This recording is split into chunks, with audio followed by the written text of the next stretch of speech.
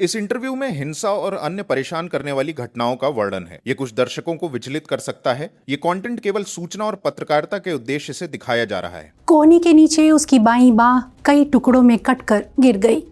बहते खून पर चीथड़ा बांधकर अपने ही कमीज को पट्टी बनाकर अधनंगी हालत में सड़क पर भटकता रहा। और जब मदद का एक हाथ उसकी तरफ बढ़ा तो उसके मुंह से बस एक शब्द निकला, बिहार। यात्राएं बहुत क्रूर हो सकती हैं, इतनी क्रूर कि एक 15 साल के बच्चे पर गरम कोलतार गिरा दे, उसे परिवार से दूर ले जाकर बंधुआ मजदूर बना दे, उसका हाथ काट दे, उस बच्चे का जिसकी सामाजिक सच्चाई है हर रोज़ पहले कमाना तब खाना। ये एक ज़रूरी और बहुत खौफनाक कहानी है, मगर इसे वीडियो फॉर्मेट में आप तक पहुंचाने में हमारे आगे कई सीमाएं हैं। स्टोरी एक नाबालिग की है तो ना उसका नाम बताया जा सकता है, न गांव, कोई ऐसी तस्वीर भी नहीं जिससे उसकी या उस परिवार की पहचान जाहिर हो। इसलिए इस वीडियो में आपको बहुत कम और जेनरिक तस्वीरें नज़र आएंगी। नमस्ते, मेरा नाम स्वाति है और आप देख रहे हैं इंडियन एक्सप्रेस हिंदी। ये स्टोरी इंडियन एक्सप्रेस के पत्रकार सुखबीर सिवाच लाए हैं, मैं आप तक पहुंचा रही हूं। ये कहानी बिहार के किशनगंज ज़िले के एक गांव से शुरू हुई और कई पड़ावों, ट्रेन यात्राओं से होते हुए ख़त्म हुई एक बच्चे की विकलांगता पर, जिसे अब 10 लाख रुपए मुआवजे में मिलने वाले हैं। क्या ये पैसा काफ़ी होगा? ये सवाल है उसके परिवार का। ये इस बच्चे के 15 से 16 साल का होने के बीच की आप बीती है। वो बिहार के किशनगंज ज़िले में एक गांव का रहने वाला है। 5वीं तक पढ़ सका। पिता दिहाड़ी मजदूर हैं। उनके 6 बच्चों में से एक है इस स्टोरी का मुख्य पात्र। मई 2025 की बात है। एक दिन वो घर पर किसी को बताए बिना हिमाचल प्रदेश के कांगड़ा के लिए निकल गया। घर वालों की मदद के लिए कुछ पैसे कमाना चाहता था। हर साल उसके गांव से 200 से 300 लोग मजदूरी के लिए बाहर जाते थे। एक कॉन्ट्रैक्टर ने उसे भी कंस्ट्रक्शन साइट पर काम दिलाने की बात कही। 2000 रुपये की पेशगी देकर कांगड़ा जाने को कहा तो 10 लोगों के एक ग्रुप के साथ वो निकल गया। पहली बार घर से इतनी दूर, लेकिन 15 साल की उम्र में अकेले रहना, मजदूरी करना, पैसा कमाना आसान नहीं था।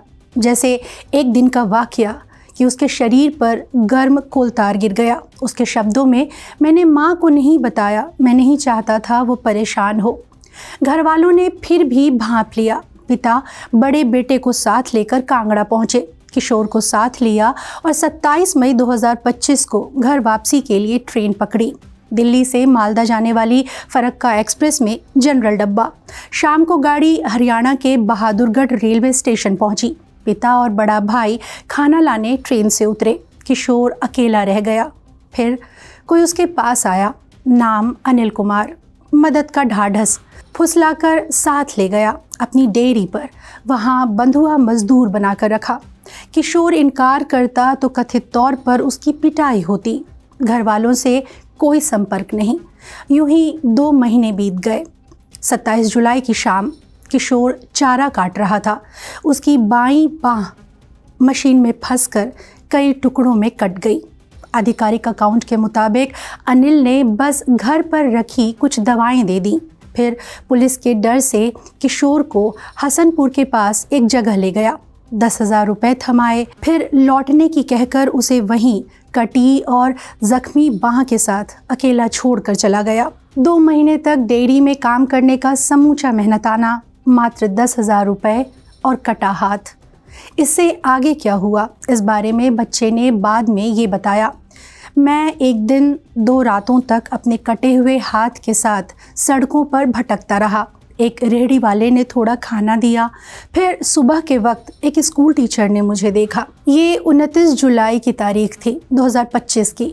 उन स्कूल टीचर का नाम अरविंद, रेवाड़ी के रहने वाले। उन्होंने पुलिस को दिए अपने बयान में कहा कि जब किशोर उन्हें मिला तो बस अंडरगारमेंट्स में था। अपनी कमीज़ फाड़कर उसने घाव पर बांधा हुआ था। ये पूछने पर कि कहाँ जा रहा है, किशोर ने बस एक शब्द कहा, बिहार। अरविंद किशोर को नूह के सदर पुलिस स्टेशन ले गए। पुलिस किशोर को अस्पताल ले गई। 2 सर्जरी के बाद जाकर घाव भरने लगा। उधर किशोर का परिवार बदहवासी में उसे खोज रहा था। हरियाणा में कई जगह पोस्टर लगाए पर कोई फायदा नहीं। ब्रेक थ्रू मिला जब किशोर ने पुलिस को गांव का नाम बताया। परिवार से संपर्क किया गया। किशोर का बड़ा भाई हरियाणा के ही कैथल में किसी के खेत में काम करता था। वो नूह पुलिस स्टेशन पहुंचा और भाई से मुलाकात हुई।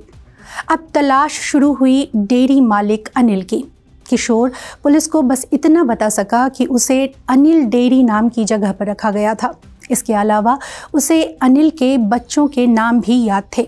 आईपीएस अधिकारी निकिता गहलोत ने इंडियन एक्सप्रेस के पत्रकार सुखबीर सिवाच को बताया कि पुलिस ने दिल्ली, नोएडा, गाजियाबाद, पलवल और फरीदाबाद में 250 से ज़्यादा गांवों में तलाश की। 3 विशेष जांच टीमों को लगाया गया। पुलिस अधिकारी गांव-गांव जाते, किशोर को वीडियो कॉल करके दिखाते कि क्या वो कुछ पहचान पा रहा है। लगभग 4 महीने की तलाश के बाद पुलिस को एक टिप मिली एक गांव के सरपंच से और आखिरकार 30 दिसंबर 2025 को उत्तर प्रदेश के ग्रेटर नोएडा में पुलिस ने अनिल को खोज निकाला। वो जेल में है। उसकी जमानत याचिका 3 बार नामंजूर की जा चुकी है। अब किशोर अपने परिवार के साथ गांव में है। हाल ही में हरियाणा प्रदेश मानवाधिकार आयोग ने स्वतः संज्ञान लेते हुए किशोर को 10 लाख रुपए का मुआवजा देने का आदेश दिया। आयोग ने कहा कि बच्चे ने बस शारीरिक क्षति नहीं बल्कि मानसिक यातना भी सही है। 10 लाख रुपया आर्थिक मदद तो मिली है, लेकिन बस 5वीं तक की पढ़ाई और बचे हुए एक हाथ के साथ किशोर के आगे बहुत सीमित विकल्प हैं और परिवार के आगे भी। पहले बड़ा भाई हरियाणा जाकर दिहाड़ी मजदूरी करता था। अब पिता और छोटे भाई भी हरियाणा में मजदूरी कर रहे हैं। धान की बुआई का मौसमी रोजगार। पिता कहते हैं मदद मिले तो किशोर कोई दुकान खोल सकता है ताकि रोजी रोटी कमा सके। पिता तो ये भी चाहते हैं कि किशोर को कृत्रिम हाथ मिल जाएं। उन्होंने बताया, पटना में एक अनाथालय के अधिकारी ने हमें बताया कि नकली बांह को बाहर से मंगवाना होगा। सुना है उससे 10 किलो तक वज़न उठा सकते हैं। वो अपनी एक ज़रूरत इस तरह बताते हैं, हमें सच में जिस चीज़ की ज़रूरत है वो है पर्याप्त पैसा, जिससे हम एक भैंस खरीद सकें ताकि नियमित कमाई का ज़रिया बन जाएगा। और किशोर वो क्या कर रहा है, वो वहीं अपने गांव में विकलांगता के साथ जीना सीख रहा है। अब भी घर में मदद तो करता ही है, एक गाय और 2 बकरियों की देखभाल करके। जिन्होंने ये स्टोरी की है इंडियन एक्सप्रेस के पत्रकार सुखबीर सिवाच, उनसे सुनिए कि इस परिवार के बारे में, उनसे जो इंटरेक्शंस हुई उनके, उसमें उन्होंने इस परिवार के बारे में क्या कुछ जाना।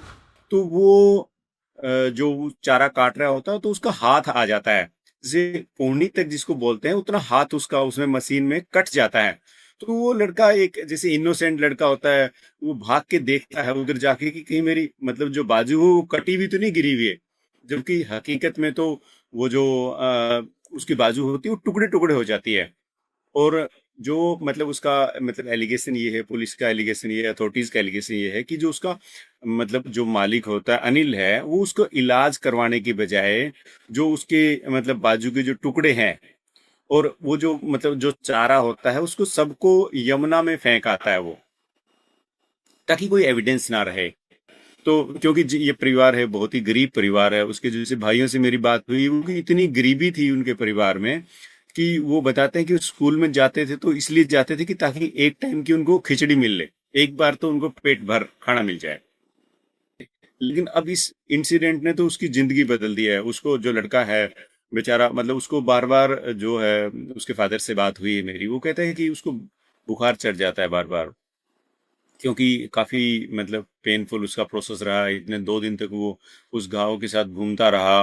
और एक बच्चा है, वो अभी 15 साल का था, अभी 16 साल का हुआ है।